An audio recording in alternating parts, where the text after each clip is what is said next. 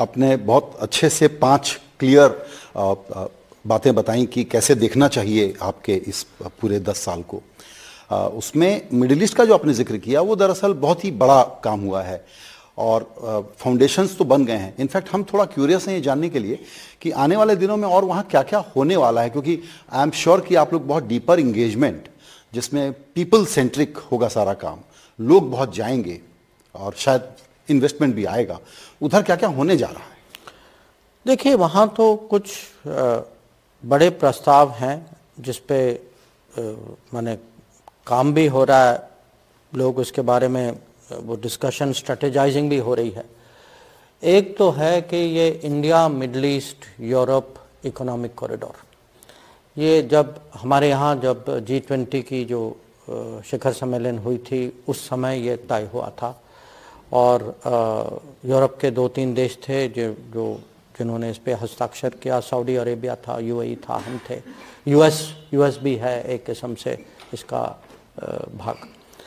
तो मैं उस पे इसीलिए बल देता हूँ कि अगर आप मुझे कहें अगले 10 साल में एक बड़ी आइडिया बताइए जो हम जरूर, जो गेम चेंजिंग टाइप आइडिया है, ये मैं कहूँगा ये India middle east Europe economic corridor. बिल्कुल, क्योंकि इकोनॉमी, जियो पॉलिटिक्स और सप्लाई चेन तीनों में बहुत बड़ा बदलाव इससे है।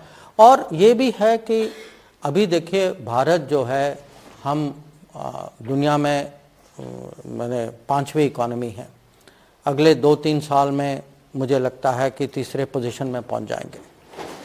और अगर इकोनॉमी की साइज देखें, हमारा जो व्यापार जो है, हमारे इन्वेस्टमेंट्स जो हैं, हमारी कनेक्टिविटी की जो ज़रूरत जो है, ये सब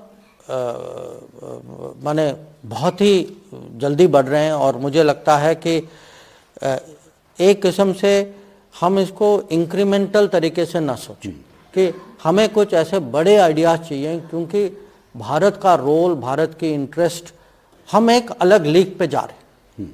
माने ये 10 साल जो हैं, अगर मैं 14 आप कहें 14 में आप कहाँ थे, 24 में आप कहाँ हैं, मैं कहूँगा कि देश के अंदर और हमारा प्रभाव जो देश में, दुनिया में है और दुनिया जैसे हमें देखती है, सब में इतना बदलावट आया है कि हम एक किस्म से एक अलग लीग में पहुंच गए हैं।